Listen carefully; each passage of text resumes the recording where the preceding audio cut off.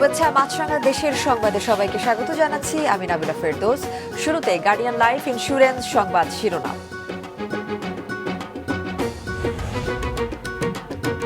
ফেনীতে নতুন করে প্লাবিত 10 গ্রাম, নোয়াখালীতে পরিস্থিতির উন্নতি, এখনো পানিবন্দী বহু মানুষ।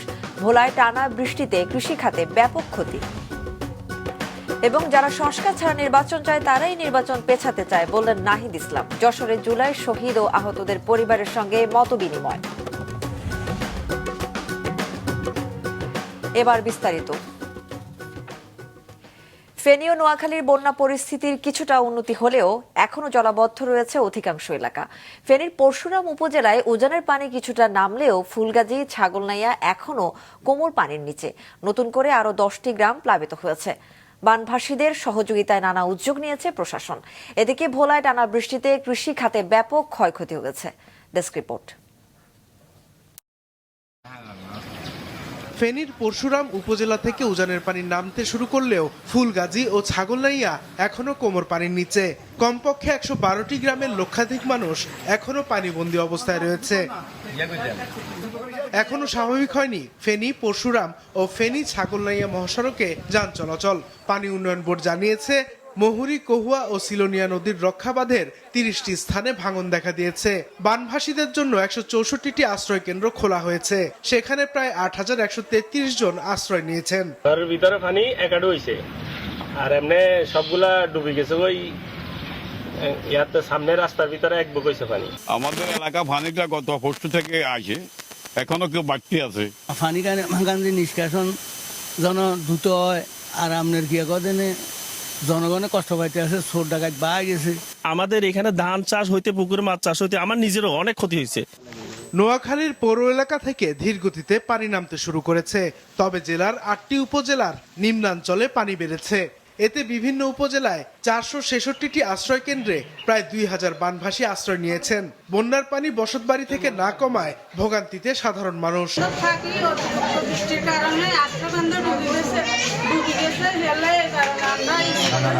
কিছু নেই, মারি নেই, হইরের মতো হানিতে বাসি রান্নাঘরের সাইডের মতো কেউ নেই। টানা বৃষ্টিতে লক্ষ্মীপুরের সদর, রায়পুর, রামগতি সহ উপকূলীয় এলাকার নিম্নাঞ্চল এখনো পানিতে তলিয়ে রয়েছে। এদিকে গত এক সপ্তাহের বৃষ্টিতে ভোলা শহরের বিভিন্ন এলাকা সহ জেলার 7 উপজেলার নিম্নাঞ্চলে পানি কমেনি। এতে জেলার 2000 হেক্টর জমিতে আমনের বীজতলা ও 850 হেক্টর জমির শাকসবজি নষ্ট হয়ে গেছে। এছাড়া 250 হেক্টর ঘের ও 400 হেক্টর পুকুরের মাছ ভেসে গেছে। তাৎক্ষণিকভাবে জলাবদ্ধতা নিরসন করার জন্য উপজেলা কৃষি অফিসারকে উপজেলা নির্বাহী অফিসারের সাথে এবং স্থানীয় প্রশাসনের সাথে মিলেমিশে তাতে তাৎক্ষণিকভাবে কৃষকের পাশে দাঁড়ানোর জন্য আমাদের কৃষি সম্প্রসারণ অধিদপ্তর কর্তৃক প্রতিটা উপজেলায় আমাদের নির্দেশনা দেওয়া হয়েছে। আমরা সবসময় আমাদের চাষি ভাইদেরকে প্রশিক্ষণের মাধ্যমে পরামর্শ দিয়ে থাকি, অতিবৃষ্টির জনিত কারণে বা বন্যার সময় যাতে আমাদের চাষি ভাইরা তাদের ঘের এবং পুকুরের চতুর্দিকে নেট দিয়ে মাছকে রক্ষা করতে পারে, আমরা সেই পরামর্শ দিয়ে যাচ্ছি এবং সার্বিকভাবে আমরা তাদের খোঁজখবর নিচ্ছি। বাগেরহাটেও 1092টি চিংড়ির ঘের ও মাছের পুকুর ভেসে গেছে। তলিয়ে গেছে 1376 হেক্টর ফসলি জমি। তবে কুমিল্লার গোমতী নদীর পানি কমতে শুরু করায় নদী তীরবর্তী বাসিন্দাদের মাঝে স্বস্তি ফিরে এসেছে। এদিকে বৈরী আবহাওয়ার কারণে বান্দরবানের লামা উপজেলায় পর্যটন কেন্দ্র ও রিসোর্ট সাময়িক বন্ধ ঘোষণা করেছে প্রশাসন। সাদেকুর রহমান সিদ্দিকী, মাছরাঙা, নিউজ ডেস্ক। দর্শক, কিছুক্ষণ আগে ফেনী, নোয়াখালী ও লক্ষ্মীপুরের বন্যা পরিস্থিতি জানিয়েছেন আমাদের সহকর্মীরা। বিভিন্ন এলাকা থেকে বন্যার পানি কিন্তু মোটামুটি নামতে শুরু করেছে। আমি এখন আছি ফেনী সদর উপজেলা মোটবি ইউনিয়ন ইজিতপুর। সকালে যখন এই এলাকায় এসেছিলাম তখন কিন্তু পানি আরও প্রায় 5 ইঞ্চির মতো উপরে ছিল। এই মুহূর্তে পানি প্রায় 5 ইঞ্চির মতো নেমে গিয়েছে। জেলা প্রশাসকের তথ্য অনুযায়ী নতুন করে ফেনী দাগমী উপজেলার 2টি গ্রাম এবং সদর উপজেলার এই নতুন গ্রামটি কিন্তু প্লাবিত হয়েছে। ছাগলনাইয়া উপজেলা প্রায় 17টি গ্রাম কিন্তু এই মুহূর্তে পানির নিচে রয়েছে। পরশুরাম থেকে এই বন্যার পানি অনেকটা নেমে গেছে। নেমে গেলেও এখানকার যে নিম্ন এলাকা, ওসব এলাকার পানি রয়ে গেছে, বাসা বাড়িতে পানি আছে। নোয়াখালীতে আজকে দুপুরের পর থেকে কিন্তু একবারে রৌদ্রোজ্জ্বল পরিবেশ, যদিও সকালে হালকা থেকে মাঝারি ধরনের বৃষ্টিপাত হয়েছিল। তো আমি একটু জানিয়ে রাখি যে এই বৃষ্টিপাত না হওয়ার কারণে কিন্তু নোয়াখালীর যে পৌর এলাকাগুলো রয়েছে সেই পৌর এলাকাগুলো থেকে কিন্তু পানি নামছে, কিন্তু সেটি অনেক ধীরে। এছাড়া আমি বলি যে উঁচু জায়গা থেকে পানি নেমে কিন্তু যে গ্রাম অঞ্চলে যে নিচু এলাকাগুলো রয়েছে সেগুলোতে কিন্তু পানি বাড়ছে বলে স্থানীয় লোকজন আমাদেরকে জানিয়েছেন। এছাড়া জেলার আসলে পানি নিষ্কাশন ব্যবস্থা আসলে ঠিক না থাকার কারণে আসলে যেভাবে পানি নামার কথা সেভাবে পানি না নামার কারণেই কিন্তু এই জলাবদ্ধতা দীর্ঘস্থায়ী হচ্ছে। গত এক সপ্তাহের বাড়ি টানা বৃষ্টিপাতের কারণে লক্ষ্মীপুরের নিম্নাঞ্চল প্লাবিত হয়েছে, ডুবে গেছে মাছের ঘের এবং উপকূলীয় এলাকাগুলো।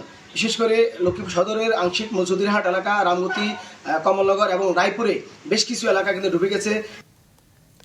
ভারতের ত্রিপুরা রাজ্যের আগরতলা হাইকমিশনে গুরুত্বপূর্ণ ব্যক্তিদের জন্য উপহার হিসেবে রংপুরের হাড়িভাঙ্গা আম পাঠিয়েছেন প্রধান উপদেষ্টা ডক্টর মোহাম্মদ ইউনূস। গতকাল বিকেলে ব্রাহ্মণবাড়িয়ার আখাউড়া স্থলবন্দর দিয়ে মিনি কারভার ভ্যানে 60টি কার্টুনে 300 কেজি হাড়িভাঙ্গা আম পাঠানো হয়। পররাষ্ট্র মন্ত্রণালয় থেকে কার্গো ওয়ার্ল্ড লজিস্টিক্স নামে একটি রপ্তানিকারক প্রতিষ্ঠানের মাধ্যমে প্রধান উপদেষ্টার উপহার হস্তান্তর করা হয়। প্রতি বছর ত্রিপুরার রাজ্য সরকারও গুরুত্বপূর্ণ পদের ব্যক্তিদের জন্য উপহার সামগ্রী পাঠায় বাংলাদেশ সরকার। বিপরীতে সরকারের জন্য উপহার হিসেবে আসে ত্রিপুরার বিখ্যাত এবং রসালো কুইন জাতের আনারস। যারা সংস্কার ছাড়া নির্বাচন করতে চায় তারাই নির্বাচন পেছাতে চায়, যশোরে বললেন নাহিদ ইসলাম।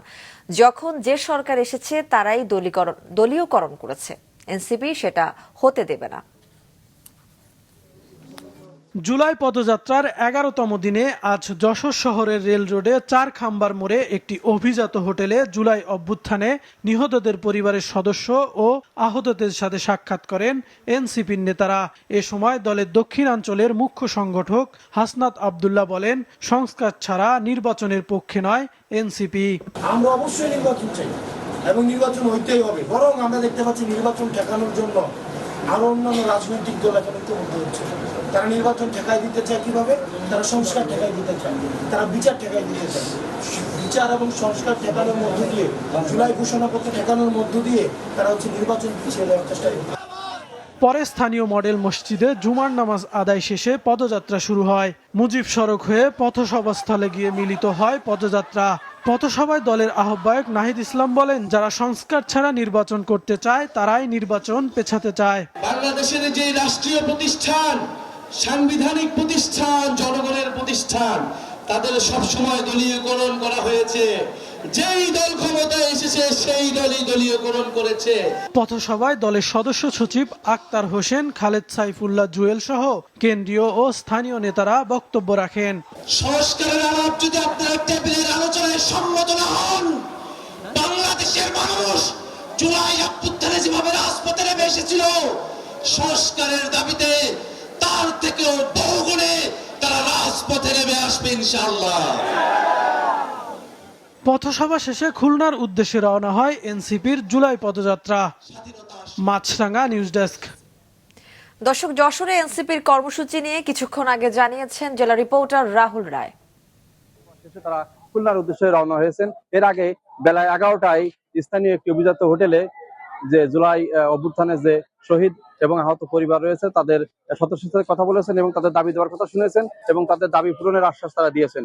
একই সাথে বেলা 2টায় স্থানীয় মডেল মসজিদে নামাজ আদায় শেষে তারা পদযাত্রা করে মুজিব সড়ক হয়ে তারা এই পথসভায় তারা যোগ দিয়েছিলেন এবং আমরা দেখেছি যে প্রাণ চাঞ্চল্য ফিরে এসেছে। যারা এনসিপি নেতাকর্মী ছিল যশোরে, সবার মধ্যে একটা নতুন উদ্যম কাজ করেছে এবং তারা নতুন করে ঘুরে দাঁড়ানোর স্বপ্ন দেখেছেন। তারা দেশ সংস্কারের যে যাবতীয় কর্মকাণ্ড তারা একসাথে করার অঙ্গীকার ব্যক্ত করেছেন। আগামী 19 জুলাই বান্দরবানে পদযাত্রা করবে জাতীয় নাগরিক পার্টি এনসিপির নেতারা। সকালে জেলা শহরের একটি রেস্টুরেন্টের সংবাদ সম্মেলনে বিষয়টি নিশ্চিত করেন এনসিপির আঞ্চলিক তত্ত্বাবধায়ক ও যুগ্ম মুখ্য সংগঠক ইমন সৈয়দ। তিনি বলেন, 19 জুলাই দলের কেন্দ্রীয় নেতারা বান্দরবানের মুক্ত মঞ্চের সামনে সমাবেশ করবেন। পরে শহরের বিভিন্ন পয়েন্টে পদযাত্রা করবেন তারা।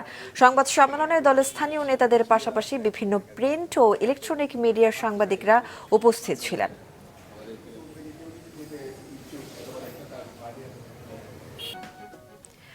পার্বত্য জেলার রাঙ্গামাটিতে বাড়ছে ম্যালেরিয়া রোগীর সংখ্যা। বছরের প্রথম 6 মাসেই আক্রান্তের সংখ্যা 700 ছাড়িয়েছে। বিশেষ করে জেলার সীমান্তবর্তী 4 উপজেলায় রোগের প্রাদুর্ভাব বেশি। রাঙ্গামাটি জেলা রিপোর্টার শঙ্কর হোরের পাঠানো তথ্য ছবি নিয়ে ডেস্ক রিপোর্ট।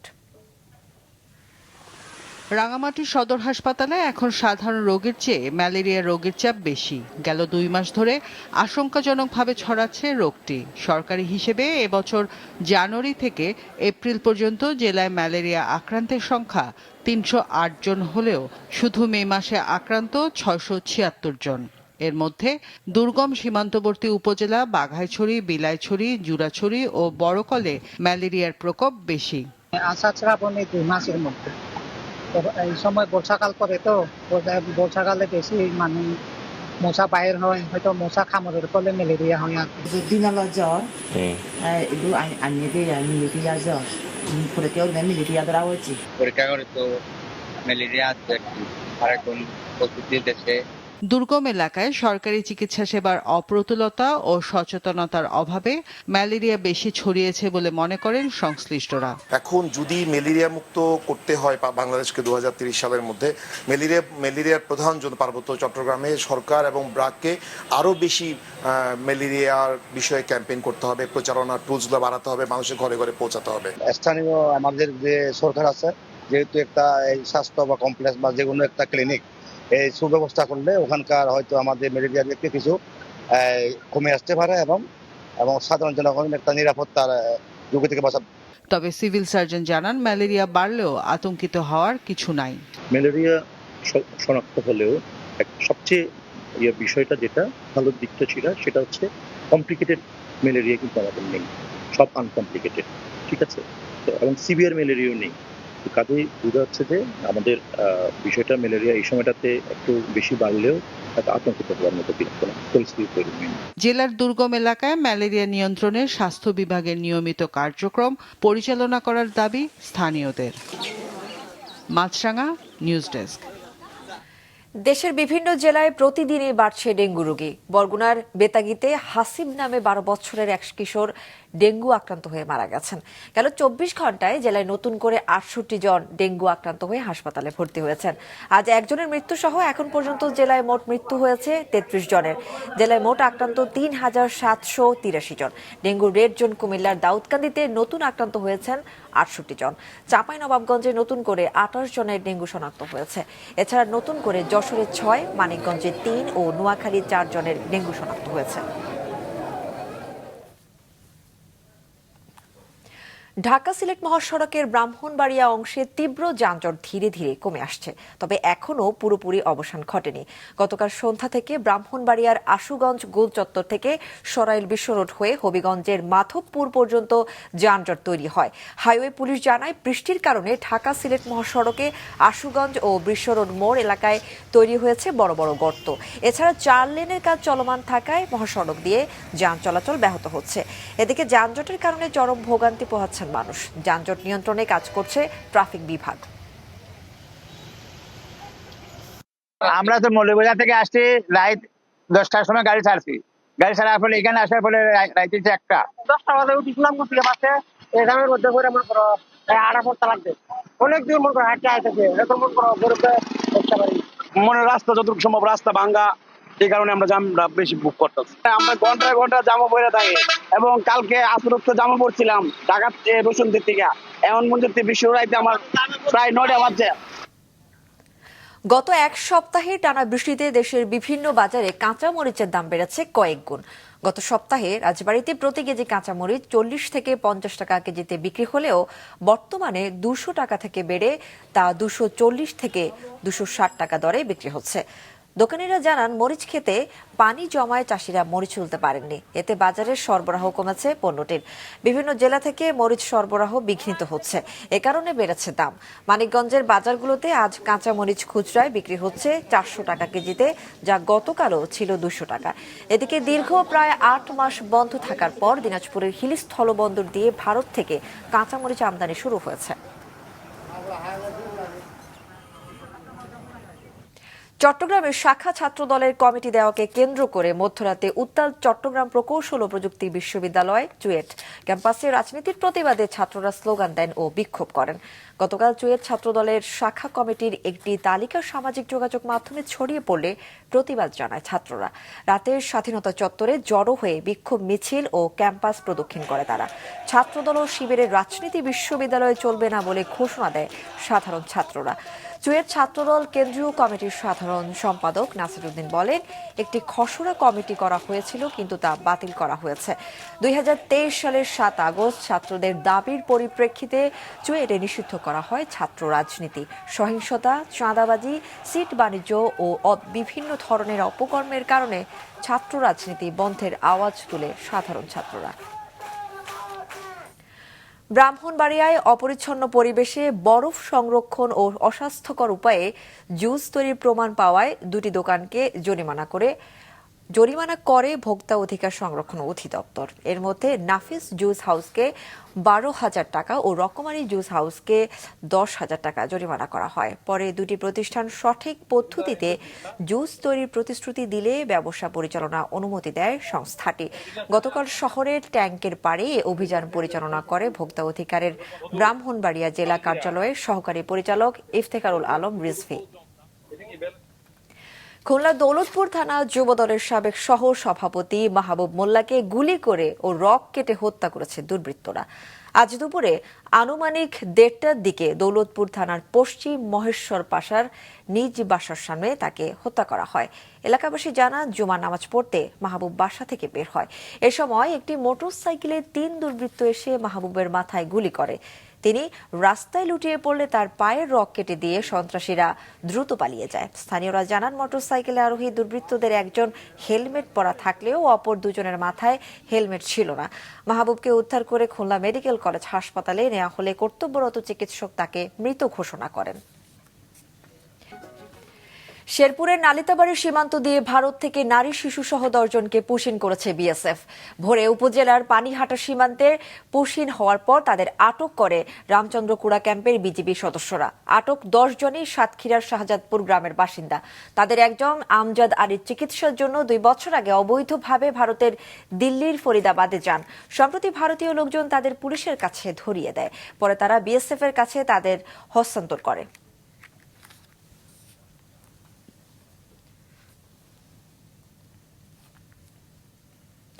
চট্টগ্রামের কর্ণফুলী ইপিজেড এলাকায় জ্যান্ড অ্যাক্সেসরিজ নামের একটি জুতার কারখানায় ভয়াবহ অগ্নিকাণ্ডের ঘটনা ঘটেছে। নিয়ন্ত্রণে কাজ করছে ফায়ার সার্ভিসের 7টি ইউনিট। দুপুর 3টার দিকে আগুনের সূত্রপাত হয়। চট্টগ্রাম বিভাগীয় ফায়ার স্টেশনের নিয়ন্ত্রণ কক্ষ জানায়, 2:55 কর্ণফুলী ইপিজেড এলাকার একটি ফ্যাক্টরিতে আগুন লাগার খবর পেয়ে ফায়ার স্টেশনের 2টি ইউনিট সহ কর্ণফুলী ও আগ্রাবাদ স্টেশনের 7টি ইউনিট আগুন নিয়ন্ত্রণে ছুটে যায়।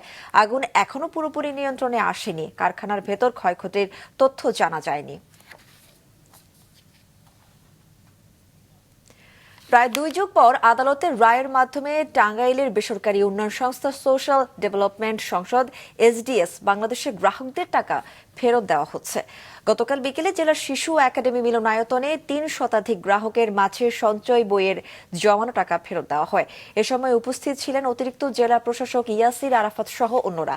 প্রায় 2 যুগ আগে হাজার হাজার গ্রাহকের কোটি কোটি টাকা জমা নিয়ে বন্ধ হয়ে যায় এসডিএস। টাকা ফেরতের জন্য মানববন্ধন সহ নানা কর্মসূচি পালন করে আসছিলেন গ্রাহকরা। এছাড়াও মামলাও করা হয়। পরে আদালত এসডিএস এর জমি বিক্রি করে গ্রাহকের জমানো টাকা ফেরত দেওয়ার নির্দেশ দেন। গাজীপুরের টঙ্গীতে ছিনতাইকারীর ছুরিকাঘাতে কলেজ শিক্ষার্থী মাহফুজুর রহমান হত্যার প্রতিবাদে বিক্ষোভ ও মানববন্ধন করেছে বিভিন্ন স্কুল কলেজের শিক্ষার্থী সহ সর্বস্তরের মানুষ। সকালে টঙ্গী কলেজ গেট এলাকায় মানববন্ধনে বক্তারা অপরাধীদের খুঁজে বের করে দ্রুত গ্রেফতারের দাবি জানান। গেল বুধবার গভীর রাতে ঢাকা ময়মনসিংহ মহাসড়কে টঙ্গীতে ফ্লাইওভার থেকে নামার সময় ছিনতাইকারীর ছুরিকাঘাতে নিহত হন মাহফুজ। তিনি একটি বেসরকারি কলেজের অনার্স প্রথম বর্ষের শিক্ষার্থী ছিলেন এবং একটি পোশাক কারখানায় কাজ করতেন।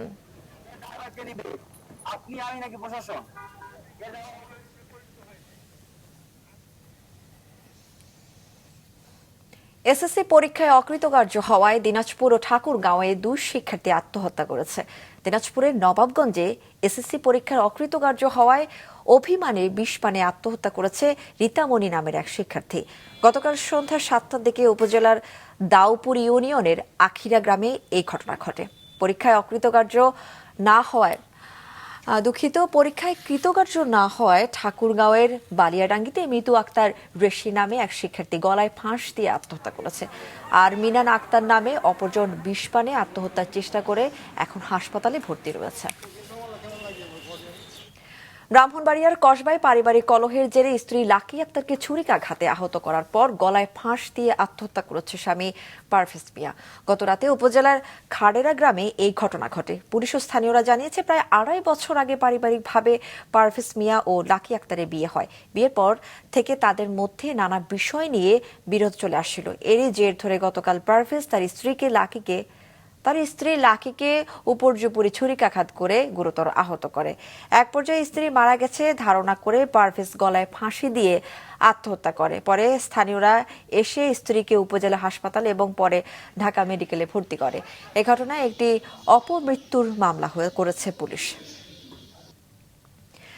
কক্সবাজার সৈকতের হিমছড়ি পয়েন্টে সাগরে গোসলে নেমে নিখোঁজে 3 দিন পেরিয়ে গেলেও সন্ধান মেলেনি চট্টগ্রাম বিশ্ববিদ্যালয়ের শিক্ষার্থী অরিত্র হাসানের। নিখোঁজ শিক্ষার্থীর সন্ধানে সমুদ্র উপকূলের মহেশখালী থেকে টেকনাফের নাফ নদীর মোহনা পর্যন্ত উদ্ধারকর্মীরা বিভিন্ন দলে ভাগ হয়ে কার্যক্রম চালাচ্ছে। গেল মঙ্গলবার সকালে অরিত্র হাসান সহ তার আরও 2 সহপাঠী সাগরে ভেসে যায়। এদের মধ্যে 2.5 ঘন্টা পর KM সাদমান রহমান শাবাব এবং বুধবার সকালে শহরের নাজিরার টেক শুটকি মহাল সৈকতে আসিফ আহমেদের মরদেহ উদ্ধার করা হয়। 3 জনই চট্টগ্রাম বিশ্ববিদ্যালয় ডেভেলপমেন্ট স্টাডিজ বিভাগের শিক্ষার্থী ছিলেন। চট্টগ্রাম বিশ্ববিদ্যালয়ের আইন অনুষদে 5মবারের মতো আয়োজিত হচ্ছে ন্যাশনাল ল অলিম্পিয়াড 2025। এবারের প্রতিপাদ্য জলবায়ু আইন ও পরিবেশ ন্যায় বিচার। তরুণ আইন শিক্ষার্থীদের মধ্যে পরিবেশ আইন ও জলবায়ু ন্যায় বিচার বিষয়ে সচেতনতা সৃষ্টির উদ্দেশ্যে 2 দিন ব্যাপী এই আইন ভিত্তিক প্রতিযোগিতা অনুষ্ঠিত হচ্ছে। দেশে 30টির বেশি বিশ্ববিদ্যালয় থেকে 40টি দল অংশ নিচ্ছে এই আয়োজনে। উদ্বোধনী অনুষ্ঠানে প্রধান অতিথি হিসেবে উপস্থিত ছিলেন অ্যাটর্নি জেনারেল মোহাম্মদ আসাদুজ্জামান।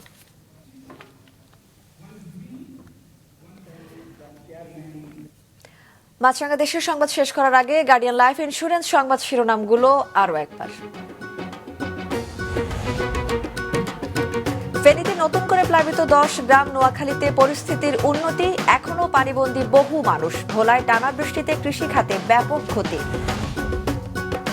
যারা সংস্কার ছাড়া নির্বাচন চায় তারাই নির্বাচন পেছাতে চায় বললেন নাহিদ ইসলাম। যশোরে জুলাই শহীদ ও আহতদের পরিবারের সঙ্গে মতবিনিময়। এবং রাঙামাটিতে বাড়ছে ম্যালেরিয়া রোগীর সংখ্যা। বছরের প্রথম 6 মাসেই আক্রান্ত 700 ছাড়িয়েছে। সীমান্তবর্তী 4 উপজেলায় আক্রান্ত বেশি। এছাড়া এখনকার মতো ফেসবুকে আপডেট পেতে ভিজিট করুন মাছরাঙা টেলিভিশনের পেজে। ইউটিউব চ্যানেলেও দেখতে পারেন আমাদের সংবাদ, প্রতিবেদন ও অনুষ্ঠান। আমাদের পরবর্তী সংবাদ সন্ধ্যা 7টায় দেখার আমন্ত্রণ রইল।